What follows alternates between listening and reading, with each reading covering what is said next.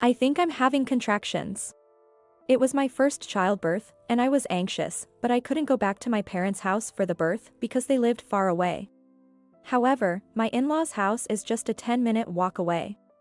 I have a good relationship with my in-laws, so I plan to rely on them if needed for the birth.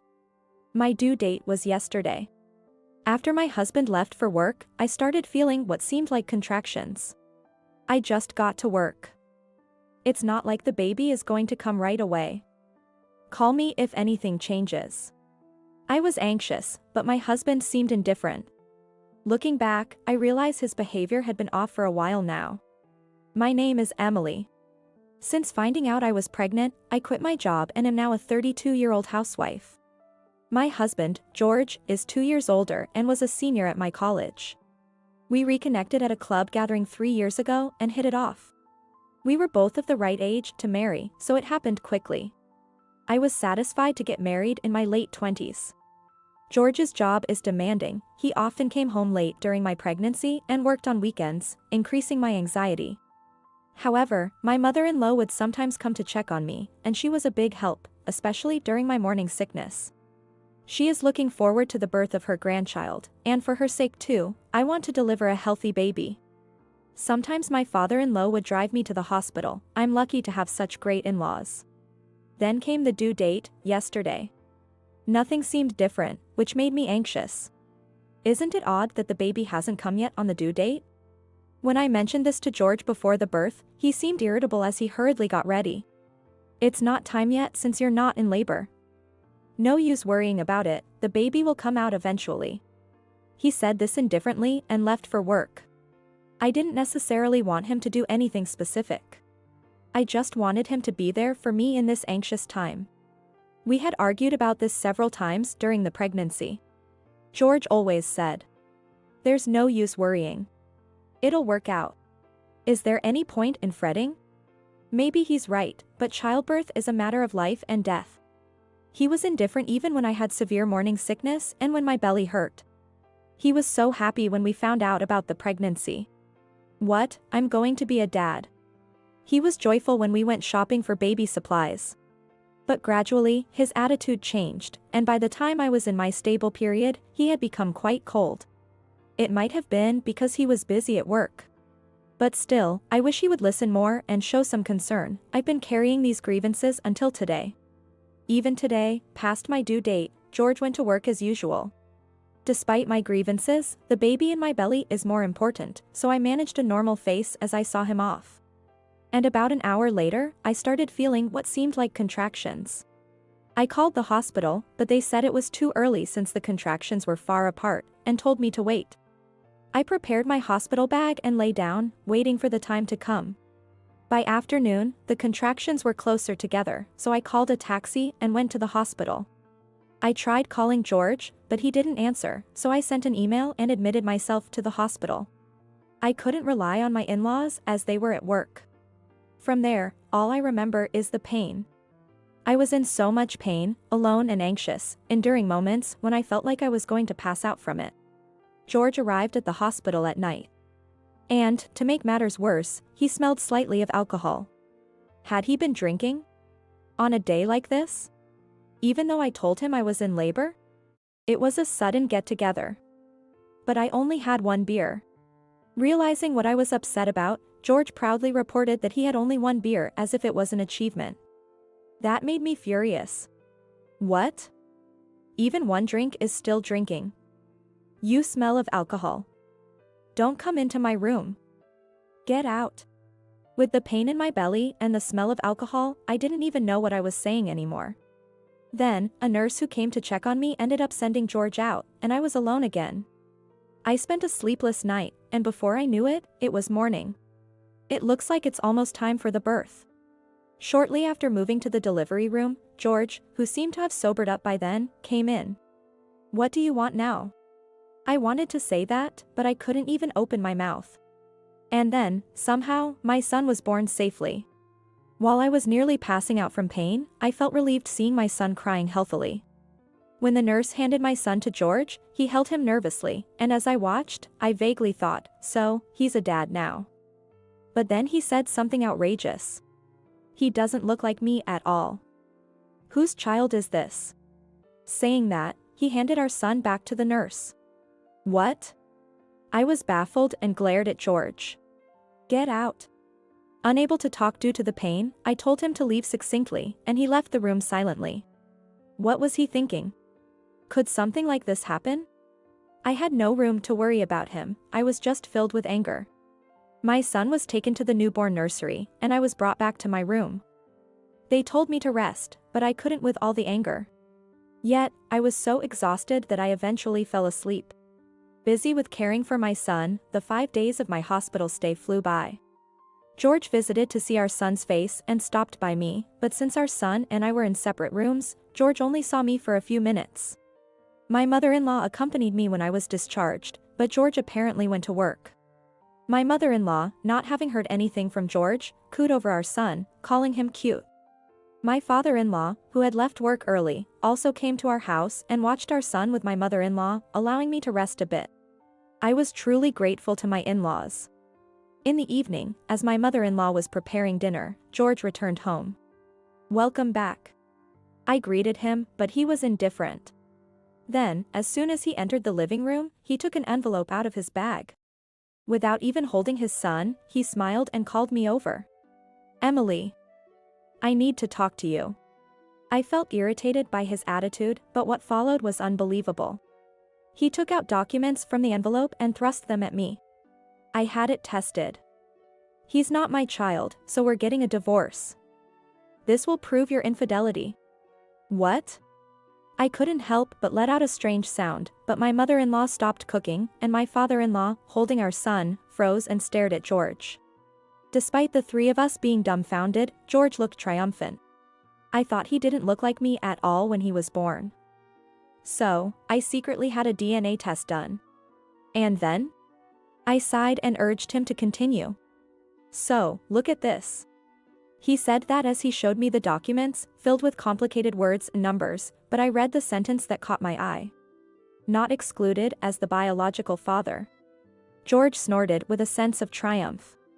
Excluded means I'm not the father, right? What? Zero reading comprehension? I calmly retorted. If you're not excluded, that means you are the father. Then, George started to panic. What? No way. I remembered the time of the birth and felt my anger rising again. So, when you said that at that time, you were doubting me for cheating. I clearly remembered when George saw our newly born son and asked, whose child is this? I said that in front of my in-laws. Then, my in-laws got furious. George, what are you saying? How could you say that to Emily, who has been through so much? George started making excuses as he got scolded by his parents. But Emily's workplace is all men, and she often went to drinking parties. There were nights she came home late, so of course, I'd be worried. I began to get irritated as he glanced at me while speaking. Look, I reported every drinking party and even had you pick me up when I was late. And still, you doubted me? But he just laughed as if he was right. Well, you see, on the internet and stuff, you hear about guys raising kids from their wife's affairs. Some colleagues told me to get a DNA test. Ah, I see. It's useless to say anything to this man. What?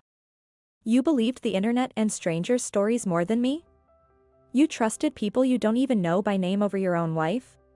My anger was uncontrollable. I endured morning sickness and a tough delivery because I wanted to give birth to your child. And you were thinking that. My mother-in-law broke down crying, and my father-in-law was furious. Unbelievable. As I angrily knocked the documents out of George's hand, he scrambled to pick them up, dropping his bag and revealing something unexpected. I couldn't believe my eyes. What is this? Inside his bag was a divorce paper. Planning on divorcing me?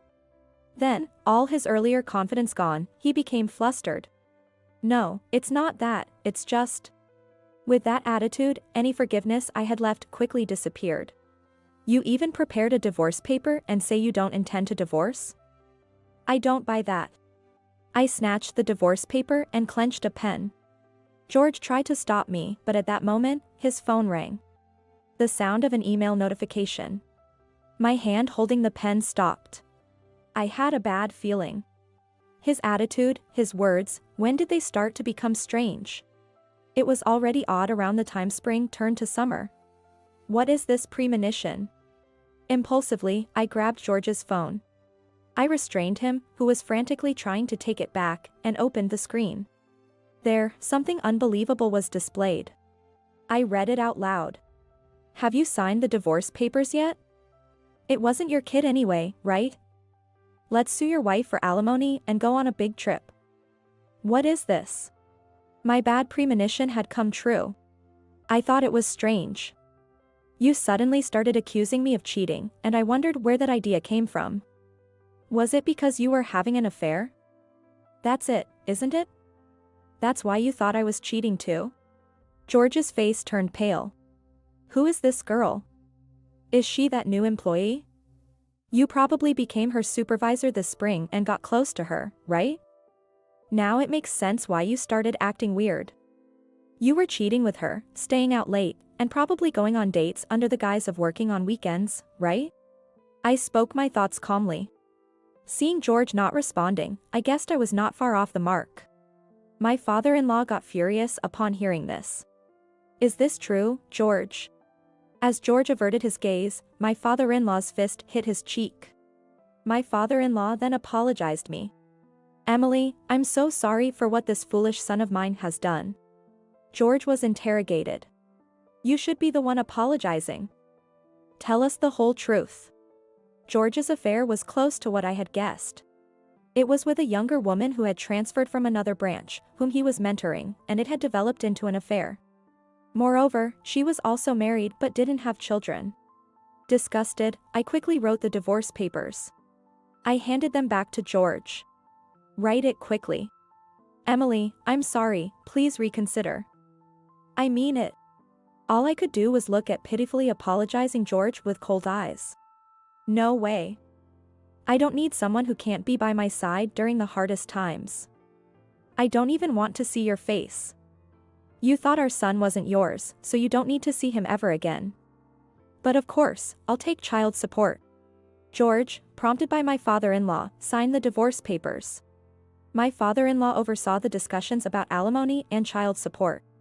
In the midst of this, my mother-in-law, who had taken my son somewhere, returned. Silently, she handed something to George. Confused, he took it and opened it to find an old album. Inside, there was a baby who looked just like our son. You can see he's your child, he looks so much like you at that age. My mother-in-law said coldly. The pictures of George as a baby were identical to our son. Seeing this, George was shocked. But he didn't look anything like me. Even as he started making excuses, I lost my patience.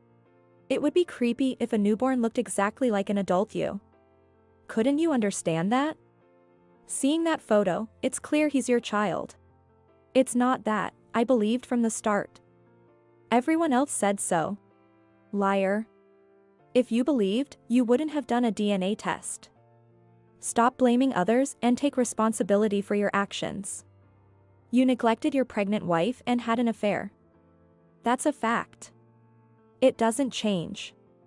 And then, influenced by your mistress, you doubted your wife and even did a DNA test on your born son.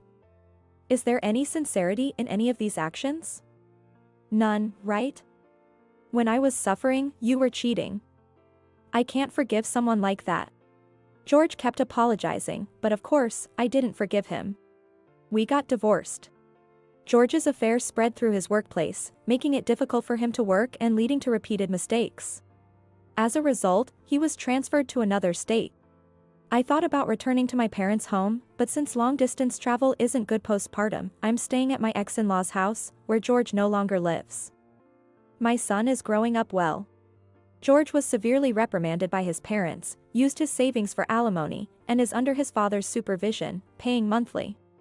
Of course, I also sued his mistress for alimony. Due to that, her husband found out about her affair and divorced her. She now works at a nightclub. George was a foolish husband, but I'm fortunate to have ex-in-laws who are here to see my son grow up. I'm very satisfied.